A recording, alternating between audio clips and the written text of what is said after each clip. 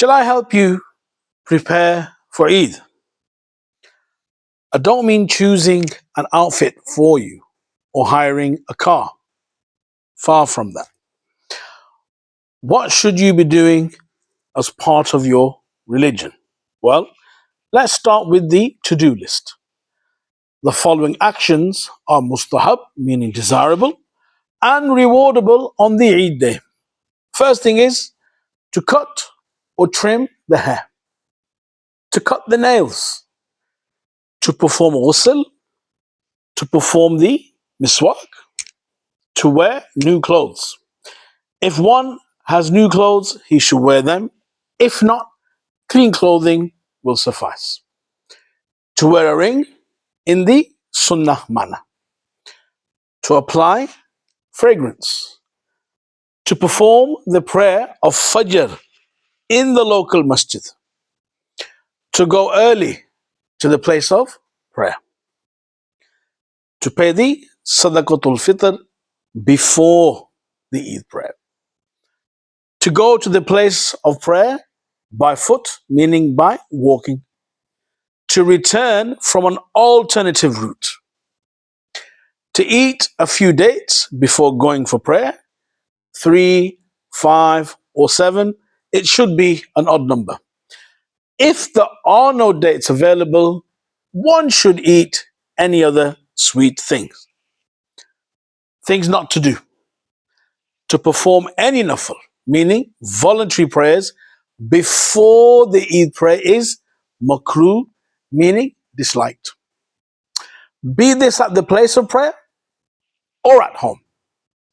Even to the extent that if a female wishes to perform any voluntary prayer in her home, she should do so after the Eid prayer has ended. It is disliked, meaning makruh, to perform voluntary prayers after the Eid prayer until you get home.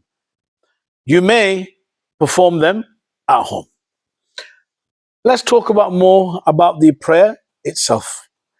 The Eid prayer is wajib, meaning necessary, but not upon everyone, but on those upon whom Jummah is wajib. It has the same conditions as Jummah prayer. The only difference is that in Jummah, the khutbah, meaning the Arabic sermon, is a condition, and in the Eid prayers, the khutbah is sunnah. You might ask, what is the difference between the two? Well, if the khutbah is not delivered in Jum'ah, the Jum'ah is not valid.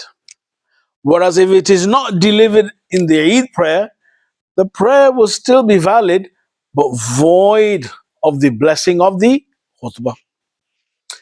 The other difference is that the khutbah of Jum'ah is delivered before the prayer, whilst the khutbah of Eid is delivered after the prayer. Keep in mind, there is neither azan nor iqamah for the Eid prayer, which is another difference from the Jum'ah prayer. Just like the Friday prayer, the Eid prayer must not be performed in a village. Performing the Eid prayer in a village is makruh tahrimi, meaning severely disliked. The time for Eid prayer starts when the sun rises to the height of a spear's length above the horizon and finishes when the sun is at its zenith, meaning the highest point in the sky. Let's look at the method of Eid prayer. Well, first things first, make the intention of praying 2 units of wajib prayer over Eid al-Fitr behind the Imam for the sake of Allah Almighty, with 6 extra takbirat facing the Qibla direction. Raise the hands to the ears and say Allahu Akbar. Then tie your hands as you do in prayer. Then read the Thana. Then the Imam will say 3 takbirat before reciting Surah Fatiha. You should raise both hands to the ears and say Allahu Akbar on all the takbirat.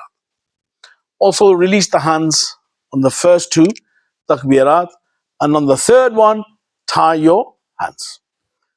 The Imam should then recite the ta'awuz and basmala softly.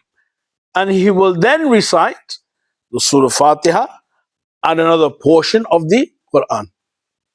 He should then perform the ruku and complete that rak'ah as normal. In the second unit, the Imam will recite the Surah Fatiha and another portion of the Quran before performing another 3 extra takbirat.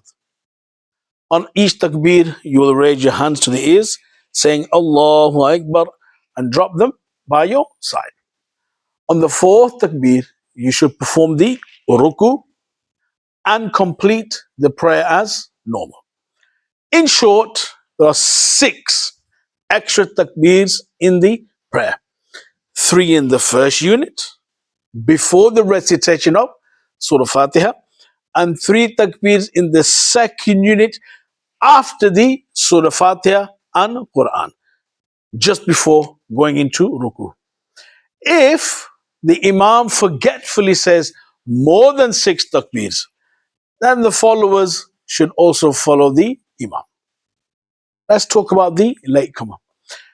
If the person joins the prayer slightly late, but still in time for the first unit, and thus misses the 3 takbirat with the Imam, he should still proclaim the 3 takbirs at that time, even though the Imam has already commenced recitation. On the other hand, if the late joiner did not get the chance to say the takbirs and the Imam went into ruku, then he should not say the takbirs whilst standing, but he should go into ruku with the Imam and say the takbirs in the ruku without raising the hands. Lastly, if he misses the first unit, i.e., joins after the Imam came up from the ruku, then he should proclaim them when he reads his own. In other words, when he is fulfilling the missed units at the end. After the prayer, the Imam should read 2 Arabic sermons, meaning khutbahs. If a person misses the Eid prayer and is not able to make it to another place or another mosque, then it is better for this person to perform 4 units of Jasht prayer, also known as Salatul Duha, which is a voluntary prayer. May Allah bless you all for listening. Have a great Eid with plenty of happy moments. Assalamu alaikum wa rahmatullahi wa barakatuh.